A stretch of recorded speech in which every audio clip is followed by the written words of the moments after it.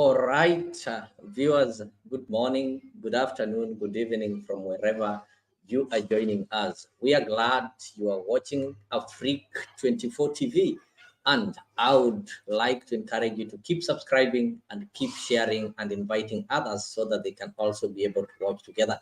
Karibuni sana today as we have a talk. If you look at our topic, we are asking you, is Ruto a one-term president? These and many other questions are things that we are going to try to answer in today's talk show. With me is Mzalendo, who is a political analyst. He will try to explain to us if Ruto is going to be a one-term president or if he will be able to manage the storm and make it to the second term.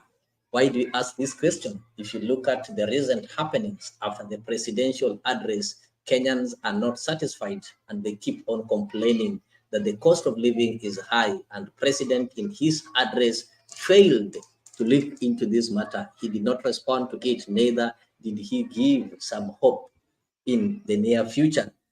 Top on the story, we are also going to look at the revival of the ODM party. We saw Raila Amolo Odinga raising to revive ODM, a party that is facing a lot of threat in the Luo Nyanza region. So there was a party registration drive in Siaya yesterday. So we are going to look at the state of ODM party. Will they come back stronger than they were in the year 2007? The year they won elections.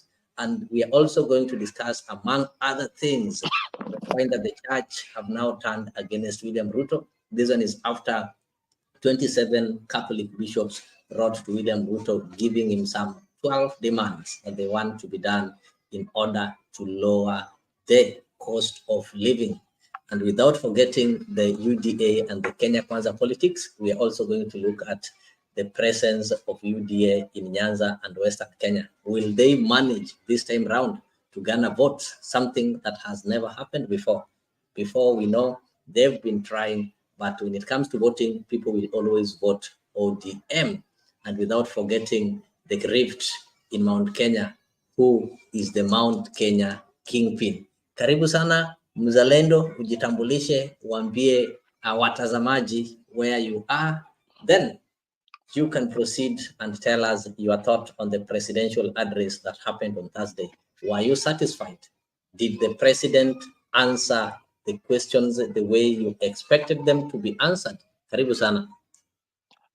Thank you very much, Leo. Good morning, viewers, wherever you are. My name, as Leo has said, Zalendo.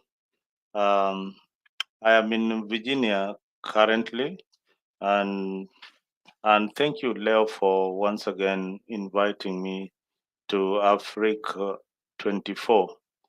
Well, I didn't watch much of the presidential address, but I have seen the reaction of so many people in social media. Some are even my friends and the platforms that I'm in.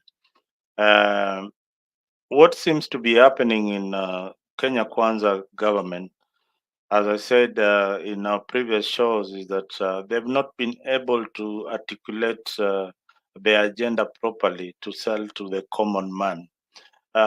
Satisfying the masses is one of the most difficult thing. That tells you that Ruto has got about 7 million supporters behind him, who he needed to satisfy with his Asla agenda, who are not satisfied with the progress that is making within his 1 year.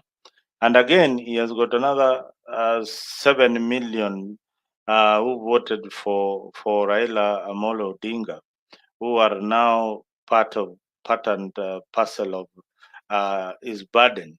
So he has to satisfy both the minority and the majority. So it's becoming very, very difficult, and his press team has not been able to really articulate the government agenda. That's why he changed his spokesperson very, very fast. But so far, is also not doing a very good job. They seem not to understand how our government agenda should be propelled. So everybody is looking at Ruto the liar, looking at Ruto wanamwitaje, Ruto mkora, looking at Ruto the taxman.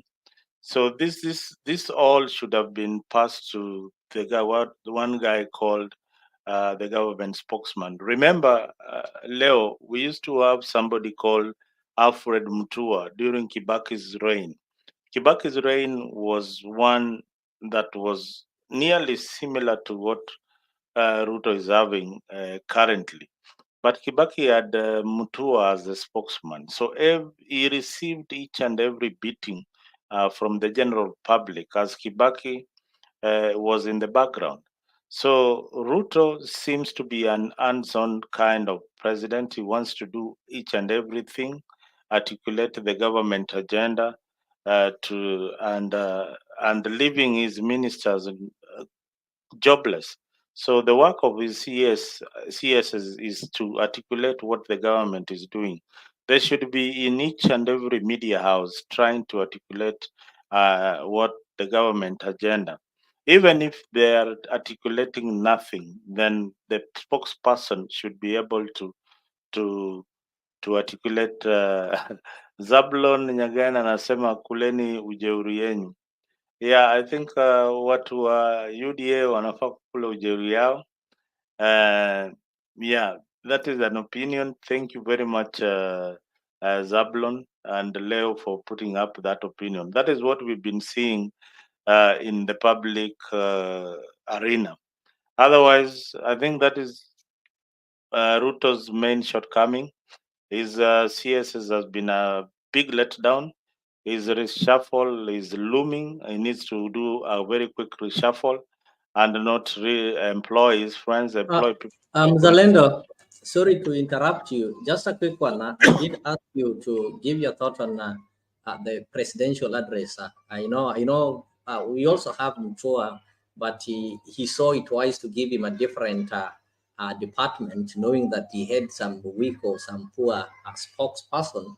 But if you look at the State of the Nation address that happened on Thursday, we as Mhm. Kenyans, or majority of Kenyans, expected that in such a State of the Nation address, the president was going to tackle the national indicators in each sector. For example, the impact of the Kenya Kwanza policies in these small scale companies or the SMEs and the big economy. We expected that the president was supposed to tell us something, tackle something to do with the Hustler Fund. What are some of the success stories that we have in Hustler Funds? How has it changed life? How many lives have been changed? And can we feel the impact? The president was also expected to tell us when it comes to education sector, what are some of the policies that Kenya Kwanza has come up with to ensure that every Kenyan child is able to get education. That is based on the promises that they gave us, taking uh, uh, in mind that education is the only equalizer that brings together the hustlers and the dynasties in an equal table of competition. People expected the government or the president also to tackle matters of food security and employment. Remember when he was campaigning, he did promise Kenyans that they are going to create 1 million jobs every year. A year's got a span of like 12 months, and he was having address after 14 months, meaning he was supposed to go and tell us that, okay, we promise to give 1 million years every month. So after every year, this year we've managed to give these jobs, or maybe it is in deficit or if it is in excess of this amount. But what we had, if I'm not wrong, it was stories, some personal stories of president telling you how he called somebody from Keroka, called an individual, a tuk-tuk rider from Mombasa, called a fishmonger in Kisumu. Was it about the personal stories of the people the president called, or was he supposed to give us some national indicators in different sectors of the country? So was the address satisfying, or the address was just a talk, or what Kenyans call stories ajaba? Any Kenyan who listened to that address, were they supposed to get some hope, or they are supposed to keep on killing their hope? So, what was your thought on that? I think. Can you hear me? The president tried very much to address and articulate the issues the way they are. He admitted that the cost of living is very, very high and is doing something about it. I think for that reason, you need to say that the president was honest enough to tell you that, yes, the state, we are not doing so well, but we are getting there. So the president basically, there are some gains that the president talked about in the health sector. He talked about the kind of uh, um, what else? He talked about the health sector. He talked about the infrastructure development. So some of the little gains, he talked about the agricultural achievements by his government by being able to reduce the cost of fertilizer to a manageable uh, amount. He talked about when they came into power, the cost of unga was so much. Today, it is slightly cheaper. You are not talking about that. Initially when Kenya Kwanza started government, the cost of unga was around 270, around 250. Today, it is Just on that, at Zalendo, sorry, yes. just on that cost of unga, indeed, he did talk about the cost of unga, and any Kenyan will agree with you. By the time they took power, I think it was around the month of September, and it is a matter of fact that we normally have different seasons. We have planting seasons and the harvesting season. At the harvesting season, the price of onga, that is specifically when people are harvesting maize, is normally low because almost every family who planted maize do have maize in their homes. So it is not a government initiative. It is not a miracle that the UDA government made the prices of the maize grain to go down. We need to appreciate the availability of the rainfall. We need to appreciate Kenyans who woke up early to go and tend to their farms, and we need to credit them for lowering the cost of the grains. But all in all, what did the government do? Because if the government, the harvest that ensured that the price of bunga reduced by 10 or 20 shillings is not courtesy of the fertilizers that they gave. When they came already, Kenyans had plowed, Kenyans had maize in their farms, and actually people are really complaining when we did farming, we used a lot of money. How do you now want to force us or expect us to maybe sell our maize at a lower, what they call a throwaway price? That one he talked about, but Kenyans are not yet satisfied. The government didn't do much to ensure that the maize harvest was there. It was a matter of seasons and a matter of availability of rainfall. So do you want to tell me, what will you tell somebody who is in Turkana or somebody who is in Northeastern, a place where they don't grow maize? Is that one making sense to them as far as food security is concerned? I think even when you are going for the demonstration, you knew that the rains were going to come, and the cost, and of course, people were going to harvest. You also knew that the cost, there were no fertilizer, or the cost of fertilizer was so high. So why do you talk about the rain and you don't talk about the cost of fertilizer coming down? I mean, you need to address all this to achieve a good yield. Then you need to prepare your farm, and you need to be in a good environment. If the cost of fertilizer was very, very high, then we should not have had a bumper harvest the way we've had a bumper harvest. So the president, the government of Kenya did something. The government of Kenya Kwanza did something on reducing the cost of fertilizer. So I give credit where it's due. Where it's not doing so well, then you should also tell Kenyans that, the president is indeed not doing well in this particular sector. So there are areas that this government is not doing so well. And there are areas that at least they have done something in their 1 year in terms of office. You talk about the employment of teachers. This is one of area that you don't want to mention. You are looking at the bad side only. Look at also the positives. This is the only government that has been able to employ so many teachers in less than 1 year. Tell me of a government which did that. So you realize that it is kind of balanced, and the president is honest to tell you that They are working on the cost of living. Yes, he agrees that everybody is indeed suffering, but they're doing something. So maybe we give him more time. He has got 4 years in office. Then we'll judge him in his time. I think 1 year alone and what he has implemented, most leaderships, in fact, his predecessor achieved that in 10 years. So he's done that in less than 1 year. So give him credit for what he has done in less than 1 year. Thank you, thank you, thank you. Just hold it on there. Viewers, kindly, as you are joining us, ensure that you subscribe to Afrique 24 TV. This is the place where we bring you the talk show live. We are always live on Facebook and live on YouTube. So when you like, subscribe, and share our channel, you are giving us an opportunity to reach you. So whenever we go live, you'll always be notified. We also live in Mutembei TV, and maybe sometimes we might not be able to be live in Mutembei TV, and you want to follow up with the discussion. So it is good to subscribe, turn on the notification, and share with your friends so that we can be able to follow together. And this is a sane talk show that discusses matter Kenyan politics, Kenyan economy, and also social life. So today we are just looking at the state of Ruto's government. There are some misses, and there's a lot of complaints. We saw the bishops yesterday complaining. They are writing to the president and telling the president that things are not right. We've seen complaints from Azimio telling the president that things are not right. And whenever you walk in the country, you'll find that every corner in this country, Kenyans are complaining.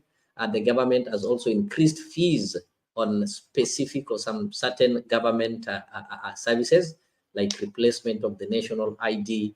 Fees has been increased when you want to take the passports, registration of marriages, among other services that are supposed to get from the government.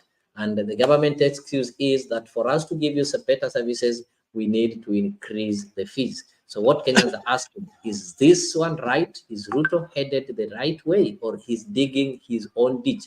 I can see from the comments over there, like John X Mitumba is saying, continue dreaming, that Ruto is going nowhere, and we should get used to it. We have 9 more years to go. Ruto even rigging hataweza, even the mountain wamemgeuka. That is the opinion of John X Mitumba. And Samaki E. Okidhiambo is also saying hakuna discussion mnafanya na hakuna kenye mtaokoa. That one tells you Kenyans have already given up. Most Kenyans, ukienda, people making joke, same kuleni ujeuri wenyu. People are singing tugaki rete ne, and watu wanakejeli wenzao. So does it mean that Kenya is a country that has lost hope? We are hopeless, and there is nothing we can do.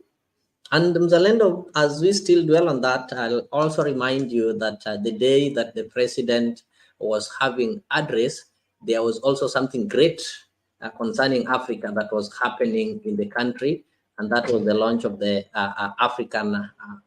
Pan-African Institute that was attended by a veteran South African politician, Julius Malema. And he also expressed the feeling of the other part of Africa. Most African countries had hope in Ruto. Like they believe this is the modern day Sankara, the modern day Pan-Africanist who was going to turn around and change things in Africa. But it seems it is not only Kenyans who were disappointed, but even Africa is disappointed. What they ordered online is not what William Ruto is giving them. Can we just listen to his voice note? Then you'll say something about it. I don't know if President William Ruto means it, because he said so many things and I can't locate him these days, because the things he said during election and the things he's doing now are two different things. I don't know, because I heard him saying we need to do away with the dollar and build our own currency, but his actions are not speaking to anything of doing away with the dollar. The latest being putting a red carpet for a murderer, a person who killed the Kenyan people, coming into this country, receiving a red carpet and being saluted by our own army. This is not a Kenyan army, it's not a colonialist army. The Kenyan army is a product of the Mau Mau rebellion. And those who killed our people in the Mau Mau rebellion cannot be saluted by the same army of the children of those who were killed during Mau Mau rebellion. We have a duty to stay true to the cause. We have a Yes, I believe you did listen to that. My quick question is Malema confirming what Kenyans have been saying, that really this is not the William Ruto that we voted. This is not the William Ruto that was campaigning. As in the streets of Nairobi, they'll tell you that sometimes it is dangerous ordering things online. There is what you order and there is what is being delivered. So in this case, is Malema trying to confirm that this is not the William Ruto that voters ordered on the ballot paper, that is August 9th, 2022? Zalendo.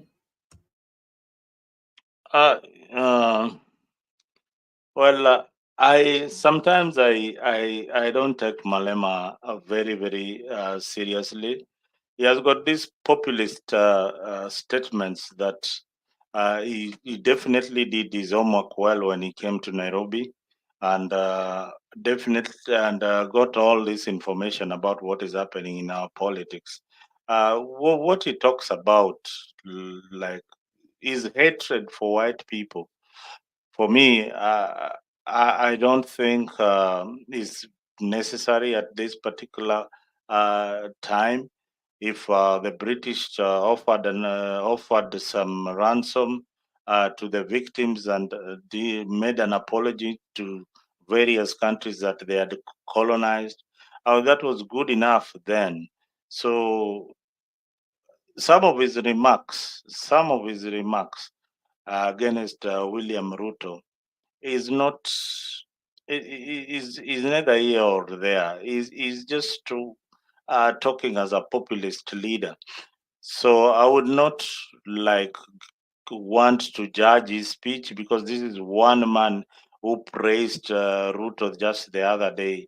Perhaps you could find that clip of him praising one President William Ruto when he got into power and telling Raila it was time for him now to go home. So he's somebody who speaks with two sides of his mouth. So I will not take him seriously. I will not take him seriously. And he has got this racial kind of putting Africa. You know, we cannot exist just as alone as Africa. We need other development partners like the Europeans to develop. We cannot just exist in ourselves as Africa. Africa needs other development partners to grow. Just the same way that the Europeans need us also to grow. We need each other. But having those populist statements like, how could you put a red carpet for the king who murdered your people and things like that? How does that help us politically? It does not help us anyway. Those are just populist statements Thank you. Thank you. made Thank you, to Mr. ignite Zalendo. the base. Yeah. Thank you for that. Though I would also like to remind you that in your own words, you say this is a man who praised William Ruto, told Raila to go and rest. And it is true. He said it even in the clip that nowadays I can't find Ruto, just like Kenyans. I might be, maybe if I say, though it is debatable, that majority of Kenyans believed in Ruto. They praised him. They composed songs towards his election. Towards the time we were going for election, there are several songs, you know them, that were composed in praise of Ruto, how he was going to be the best that Kenya or Africa has never seen. The same belief is what Malema had about Ruto. That is why he was praising Ruto. But now, when Ruto was given an opportunity to show cause what he promised and those other things that people believed in him, Malema is admitting that, okay, even though I praised this person, but he failed. That's why he said, I no longer see him, meaning he used to see him. So we cannot wish Malema's words away. That is not speaking from both mouths or from both ends of the mouth, but you change tune based on the situation. Today, you go randomly in Kiambu. I'm welcoming Mr. G will tell me those people who are singing to go Kiratene, to Gature Ruto are now singing to go Kiratene to Kangatue Ruto. Mr. G, what is your take? The president gave an address. Kenyans are still crying. Even the bishops are running away. They're saying things are not okay. And I can see people like Goodyear on the comment there saying that Ruto is heading the right way as Azimio is crumbling because Raila has already nominated Babu Owino. The whole world liken Ruto, apart from Africa continent, who are used to be a begging bowl. Goodyear, that is your opinion, but Kenyans will tell you that William Ruto is begging more than his predecessors. Mr. G, karibu.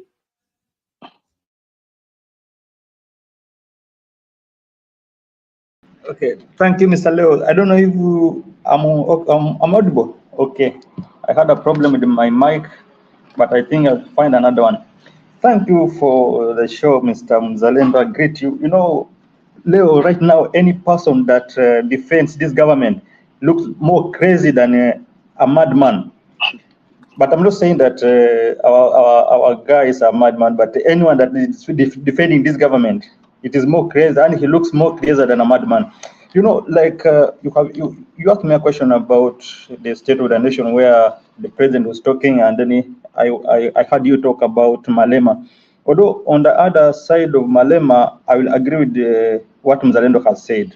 You know, this Malema is a guy that I respected more kwa sababu ya zile policy and the ideology ambayo alikuwa now as a person fighting for African, because we have to fight for our own African, because African have passed through a lot of pain and a lot of slavery, those oppression from those whites. But now at times comes that when you listen to Malema, you look at him as a double speak person. This is a guy that behaves like Ruto. He's a person that he wants to purport that he knows everything. You know, wakati anasema kuwa Ruto amekea king red carpet, I don't know what he was expecting. Kwa sababu I'm sure hata angeenda South Africa angekewa red carpet, angeenda any other country still angekewa red carpet. Remember this king, even though the England, those British messed up with our people in Kenya, but that doesn't mean that the king that is on the seat side and mess up. No, in fact by that time I think he was so young, this guy hata kuna kitu alikuwa anafanya, he was so young, although maybe aliona what happened, but even though he has to apologize, but it make no difference even if he apologized. But now for Malema to come out showing that he knows everything, yenda anajua vile vitu inafaa ifanywe, telling Ruto that Ruto alimess kupatiana red carpet, that is ignorance. This guy Malema, for me, kwanza kumchukia ni wakati alisimama na Ruto. Na remember by that time tukitisha maandamano, he also had a maandamano. Mr. G, just a minute. Just hold on a minute. Point of information.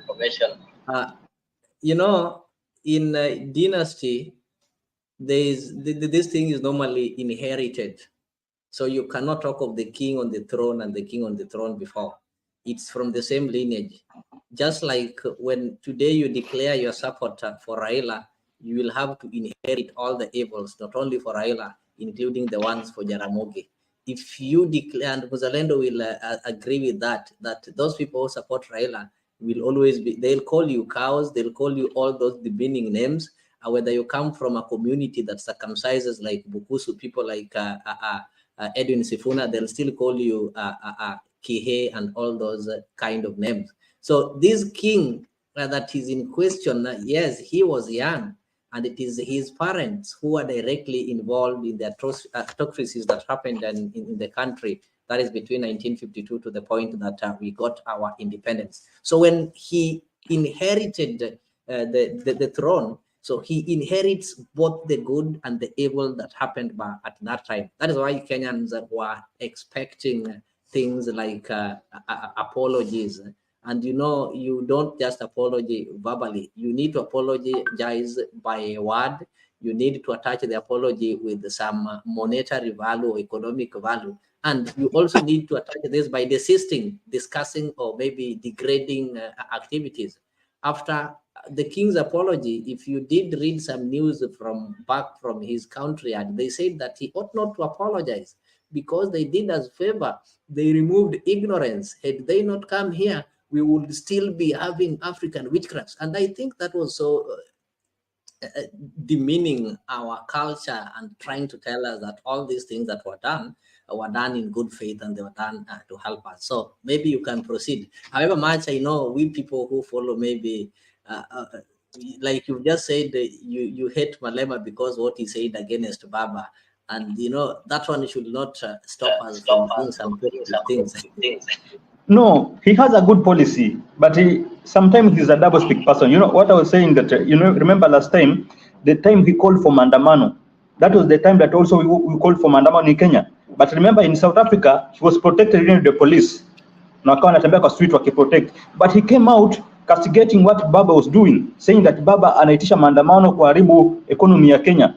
Which kind of remember, he's the one calling for maandamano in South Africa, and for us here in Kenya we are calling for maandamano, alafu anakuja anaanza kuongea ati it was bad kwa sababu Baba anaharibu economy. Remember, in our maandamano ni polisi walikuwa wanatupiga, you see. So sasa akikuja anaanza kuongea vibaya kuhusiana na Ruto, I think he's trying to kutoa ile picha.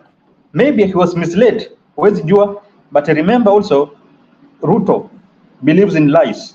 Kama like it was yesterday, I think, that I read an article from Paul Njoroge. You know, Paul Njoroge has been in the government for a very long time. Na alikuwa close sana na Uhuru because he was in that government. Remember, he said that huyu jamaa huyu ambaye ni Ruto, by 2020 he used to send some PS, some was it PS, there's some prominent people, leaders, that he used to send them waende wadanganye Uhuru, alafu Uhuru akimuita aulize mbona mambo hii nasikia hivi, anaruka mpaka anaruka those PS. I remember he used to lie to even the leaders of church. Lakini sasa sahi the leaders wanaanza kumkataa kwa sababu wanamuona kweli this is a guy ambaye ana believe in lies. Huyu si mtu ambaye unaweza kumtrust. So on the side of Malema had a good policy, but anaonekana kuwa kama ako na double speak sana. He pretended, he purported to be knowing everything, and yet he doesn't know everything. Mr. G, thank you. I can see Secretary General is also with us. This is the Secretary General of a party that is going to tell you. It's called Mr. G Kamau. And Mr. G, what we are discussing today, people are asking, is Ruto a one-term president? There are sufficient reasons that are happening that make people start thinking in that direction. However much I know Kenyans started thinking of things like impeachment. And if you pick some lessons from the impeachment motions that have been brought before the Senate of just a Mayor Kawera Mwangaza, and it didn't sail through. So it is, I think it will be so insane to think of impeaching the president in this country. It's next to impossible. So the only impeachment that can happen is the ballot impeachment, or if Kenyans decide. So are you seeing a possibility of this man making it to the second term or turning around, or he's just going on with what is happening? And as he keeps on moving, Kenyans are hurting, and he keeps on losing. Actually, we are going to look at how he's losing numbers. The few people who believed in him barely talks good of him. So Mr. G, hebu tuambie, what are your thoughts? Ataweza term ya pili, ama wewe pia na kama chama chako umejipanga vipi kwenda kuchukua uchukani? Okay, ni Mr. G ama SG?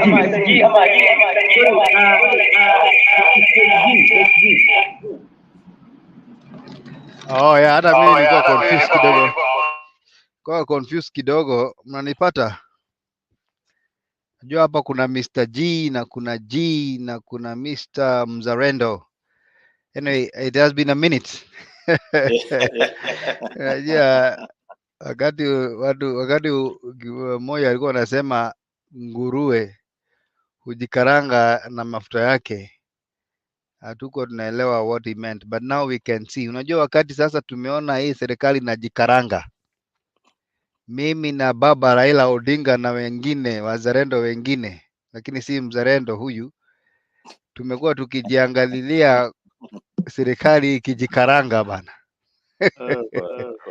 Mzalendo, habari bana, natumia tu jina yako. Najua nice to see you live. I'm happy bana to see you too. You know, we come here because of politics. We have nothing personal. Hatuna vita kibinafsi. That is the most important thing. You know, they say that when you stop talking, That is when you start fighting and killing each other. And when we keep talking, then we keep finding solutions. Personally, when you ask me a question whether Ruto will be re-elected, I'm actually scared because I can now see clearly that even Uhuru Kenyatta knew that this guy ni kama ile msemo wa Kiswahili, mtoto akililia wembe mpe. That is what Uhuru Kenyatta did. Hello, how is everybody? Is everybody gone? No, no. No, we are around.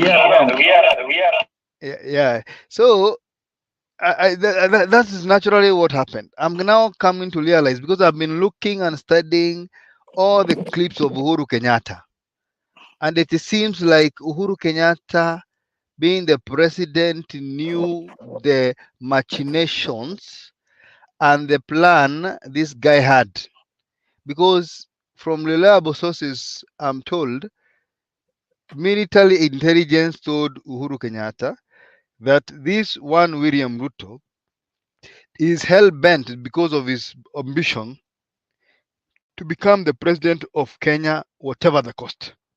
Whatever the cost. Afadhali afilisike, lakini he was hell bent to become the president of Kenya. And therefore, all what he needed is to color the basket. And when he colors the basket, then whoever is in the lineage of counting the votes is in his pocket. But this is the good news now. The good news is that they knew he is a man who lacks depth. Do you know you can never take people in a depth that you have not been? You can never take people in a height that you have never been. Wezi ambia watu nitakupeleka New York, for example, and you don't even know where New York is. You don't even know the shopping malls. You don't even know unless you use a Google map. You take people to a place where you have been yourself. So it doesn't matter what Ruto says in his good words. Maneno matamtamu. Remember those words? Matamu. But at the end of the day, you look at his substance. This guy has no substance.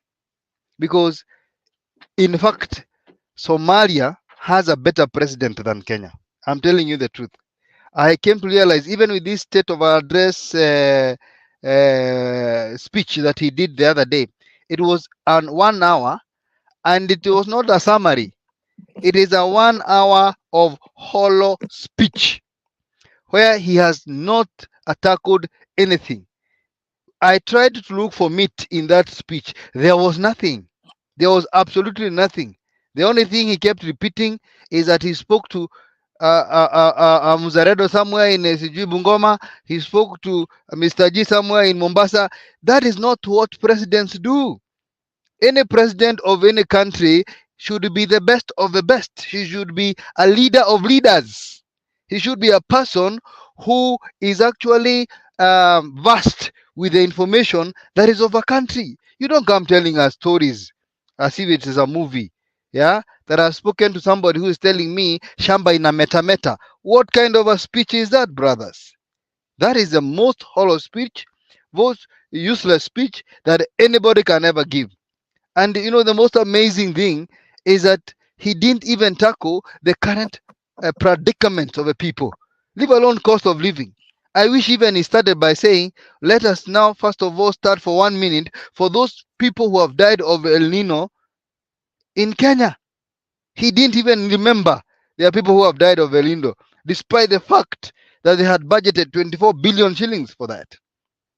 He didn't even remember there were candidates that were doing an exam and had finished the exam to say, we hope for the best. And those malpractices of stealing exams, they should be, you know, he doesn't act like a president. He doesn't look like a president. He has no presidential attributes in him. And it is a funny thing. And that is why I'm telling you, Bwana Leo, it is not even a matter of 2027. If the things continue the way they are, I can tell you without a blink of an eye, there will be an upheaval in this country and nobody will going to stop Kenyans. because this is what is happening. And I want to tell you, that is why I say Uhuru Kenyatta knew this guy is going to become a president, because he's going to steal and he has bribed everybody. The people with money are actually not in reinvesting the money. And I'm talking about the Mount Kenya billionaires. They are not. They were Indies, because even he had hijacked and kidnapped one of their chairman, Rai. They are not reinvesting and they are not using the money. And over 41% of the investors in Kenya have disappeared. The forex, what we call this forex, this whatever, I don't remember, stock exchange, it's dead as we speak. Therefore, I don't see how this government can survive another current. And I'm very optimistic. I'm actually looking at it, I'm hoping, because if this country fails, we all fail. But I can tell you, with the management of the economy that is continuing to go on, this one will be a self-destructive government. Because as we speak, and those who are in Kenya know, there is nothing we can hold on and say, this is the price of fuel, this is the price of unga, this is the price of sugar, this is the price of kaka, this is the price of a land. Now everything is fluctuating like this. So it will not be a wonder if they forfeit to pay their debt, or if they do something that will sink the country. And they are doing so many things that are sinking the country. Number one, yeah, taking oil by what? By loan. You see? So if we figure 2027, of which I am really doubtful, I don't think this guy can even. I am telling you, people are bitter. Even the people, I think it's only Mzalendo bado huko huko. Unajua, each and every time when somebody has a contrary opinion, you think that they are either in Ruto's side or they are nowhere. But let me tell you, I'm one of the positive thinking Kenyans. I'm not negative. I am positive such that I know that the implementations that this government is doing is going to be for the benefit of the people. If 43% of Kenyans are saying the government is doing well and 33 are saying the government is not doing well, there is no time you'll find that the government is 100% of the people are agreeing to the policies of the government. There's no time that we'll find such a government. And you remember, this election was hotly contested. It was a 50-50 kind of win. So there are about half of the Republic of Kenya complaining about the government of William Ruto. Another chunk that supported Uhuru Kenyatta since he's very young is there also the likes of CSG, yeah, who Uhuru Kenyatta supporters. They're also on the other side. So Ruto cannot satisfy all these orphans who are being left lonely. So he has to create a balance. And the balance is that the initiatives that the president is doing is going to help the country economically.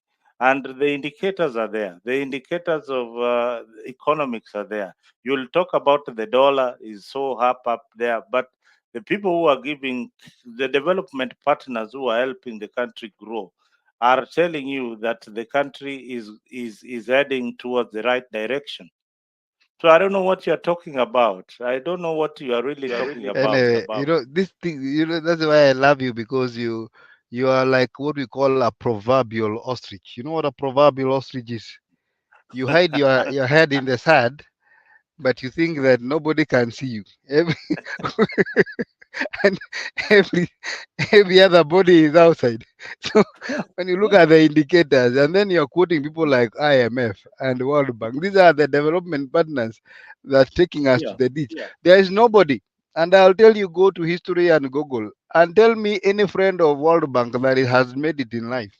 World Bank, they like making countries poor so that they beg them and they are in their control, they become their puppet. But let us not go there. The indicators of an economy is when the people are like, okay, coffee is doing well, construction is doing well, farming is doing well, and then the normal average life is okay. But look at it this way today in Kenya. For the last 1 year, despite the many stories that the World Bank is telling us that this is the fastest growing economy, we cannot see it today in Kenya. And you can be told is Mr. G is in Kenya. Yeah, even the story of the middle class has been destroyed. There's no middle class. It's either you are a poor man or a rich person right now, because even the people who are club hopping, yeah, who are buying land and building are no longer there. What does the government does or done has gone to vandalize their pay slips. They cannot take loans because for the first time in the history of this country, a government comes into place and deducts allowances. Imagine a government going for your house allowance. You are given 10,000 as your house allowance, and that is what you pay for your house allowance. And then there is somebody who is coming with thinking that he's a genius, that he's coming with a law to say we are not going to deduct your earnings. We are going to deduct even your earnings, your commuter allowance, your per diems. We are going to deduct your. Imagine such a stupidity that you have never Mr. seen. G, But anyway, Mr. G, I think on that policy, maybe just to correct you a bit, on that kind of policy that the government is deducting money from the workers. The idea was good, but what they did that was wrong is that they are now undertaxing the wealthy, the rich. Yeah, because we have got a uniform bracket of taxation. If it is 3%, it is 3% across board. So the millionaires are not feeling any pinch. So that is why they got it wrong. And they got it wrong because Azimio started making noise that this thing should be uniform. The whole idea was to tax highly the very, very rich so that the money can go down to the bottom. So the bottom-up agenda is not well articulated by the Kenya Kwanza regime. That was the whole idea. It was not having the Mama Mboga literally the way Kenya Kwanza was campaigning to be appointed as cabinet secretaries and as ambassadors to run the country. It was tax the high income bracket, ensure that the low income bracket have got affordable health care. That was the whole idea. The low income bracket have got affordable health care. But for politics, it was taken literally the way you are saying it right now. So Azimio regime have Thank you. become I more can of the see Mr. G hustler. is having the hand over there. We Yeah, can yes, listen to Mr. G. Mr. G, then to Endele. Mr. G, before you talk, there's somebody here. Nasema Mr. Goodyear, loving Ruto, living rent free on people's heads. I think Zalendo, the government has failed in explaining its policies. They need to tell these people that if you don't contribute for these affordable houses, nobody is going to give you the house. So for those hustlers outside there who are seated that, okay, those ones who are pay slipped are going to contribute for the house, the way Mr. Goodyear is saying that he's loving Ruto because it is rent-free on people's heads. So those people who've contributed are the ones who are going to be eligible to be given the houses. So hustlers who've not contributed, there is no single day they will give you that house. For you to get the house, you have to contribute. So I think that is one of the greatest lies that has been outside there, that wale when wako na pay slip ndio watachanga nyumba na nyumba. Tafadhali, let me give Mr. G, then I come back to you. You confirm to these people that kama uja contribute hautapata nyumba. Let us not lie to our people that mimi ni hustler, mwalimu au daktari nyumba. Mr. G. You know, Mr. Leo, I think this Mzalendo was was in this Kenya by the time Kibaki was the president. Sir, your time ambao economy was growing, he thinks that things are the same way that they were. But I can tell you, I don't know where he has found these figures where he's saying that 48% are saying that economy is doing good in Kenya, and something is saying that the economy is not doing good. I think, Zalendo, you are lost. Because in Kenya, almost 80% people right now, they are saying that this country is going in a wrong direction. I don't know where you have got your figures, but those are lies. In Kenya sahi hata hakuna mtu anataka kusikia jina ya Ruto. They're just few sycophants ambao they're trying to eat from him. Hawataki kutoka mbali na yeye kwa sababu kuna kitu anapata. That's why they are still praising him. But the country has left this guy. Leo asked a question about one-term president. This guy will be a one-term president. And right now, remember, some people are saying that kwa sababu ako na sword, he may never give out the sword. Anaweza tumia nguvu na akatumia any other means kuingia, but people are praying for him kwa sababu kuna some situations ambao sitaki kutaja hapa kwa media, but some situation watu wanaombea kwa ikiwezekana ifanyike hivyo. So people are tired with this guy, but about the numbers that Mzalendo is giving out, those numbers are lies. You cannot tell us that 45% are saying that the country is going on the right direction. The country has failed. I told you that yesterday, the other day, when he was giving the state of the nation, when he was giving his statement, he talked about much more lies when he told us that he talked to another tuk-tuk guy in Mombasa. At tuk-tuk guy amekuwa able to borrow 714,000 shillings from Hustler Nation. And the same guy ambaye ameweza borrow 714,000, he's the same guy asking the president at least to consider setting asset finance so that he can be able to buy a tuk-tuk which is around 300,000 na ako na 700,000. Even common sense haingii kwa akili. Talking about somebody who has saved jet around I think the person ambaye amesave sana amesave sijui ni 600,000 that's something he was talking about. So when you try to look at the logic ambayo alikuwa anajaribu kuexplain this thing, utapata kuwa it was just a stage managed thing. Alikuwa anaongea vitu kufurahisha watu, but those are not really things. Mzalendo say that they are real. I don't know how you can explain to us tuweze kuelewa kuwa huyu jamaa kwa anasema ukweli. Just give me one idea that naweza tumia kuelewa huyu mtu akituambia kuwa somebody borrowed 700,000 and he's not able to buy a tuk-tuk sahi, anangojea the president consider kuweka asset finance ndio aweze kununua tuk-tuk ya 200,000 300,000. Just explain to me niweze kuelewa that logic. Mr. G, can you hear me? Hello? G, can you hear me? Yeah. Thank you.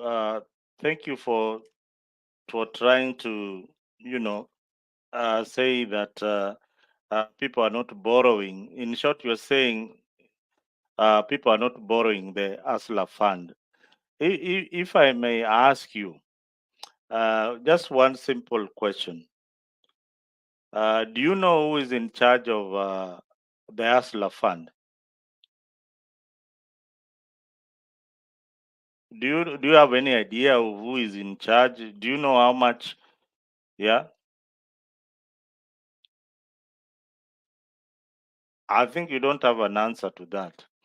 So the amount that so far that has been dispatched by the ASLA fund is a tune of 300 almost 30 billion. A repayment of about 22 billion and something has been repaid. There are some defaulters also. So for Ruto to say that somebody borrowed 700,000, maybe he was informed by the CS in charge of the fund. So sometimes we might be saying things that we don't know, but the president has gotten more information to where he's getting his figures. So a lot of money is out there for people to borrow. We don't know who is, because when somebody gets the hustler money, they don't come to you telling you, I've got 1 million. They keep quiet about it and do their own things. So perhaps they need to do a lot of information, because what lacks in this government is information. Like, gee, clearly you are not well informed. You are looking at the political arena and the gallery, what they are saying. Go to the specific ministry, look for the numbers, how much has gone out, how much is still owed out there. So that way, and who is getting this money. So that way you will be a good citizen, other than working on hearsays. When you work on hearsays, you will start saying things the way you are saying them. So All go right, and get the figures. Mzalendo, I just want us to move on. And from the first question, I think we are trying to come up with ways. We are trying to explain why Kenyans think that William Ruto is going to be a one-term president. So the next question is, when Ruto becomes a one-time president, we know that 2027 is just a few years ahead. And right now, we've seen within the country, people are preparing to take power. William Ruto is preparing and organizing his party so that he can maintain power. Uh, the main competitors are also preparing. Yesterday, we saw Raila uh, racing so that he can be able to revive an ODM.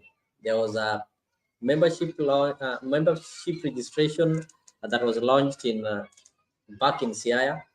We've seen Governor Obado, Cleophas Malala was also doing the same to do some massive recruitment, though it seems he's getting tired. He no longer talks of it. He left it to the poor Obado back in Migori. So I don't know if he's getting people there. So the viewers will tell us if they've registered. So maybe we can have a look at that. Is ODM resurrecting, or do you still say ODM is dead? I'll start with you, Mzalendo, then I'll go to Mr. G just after some 30 seconds.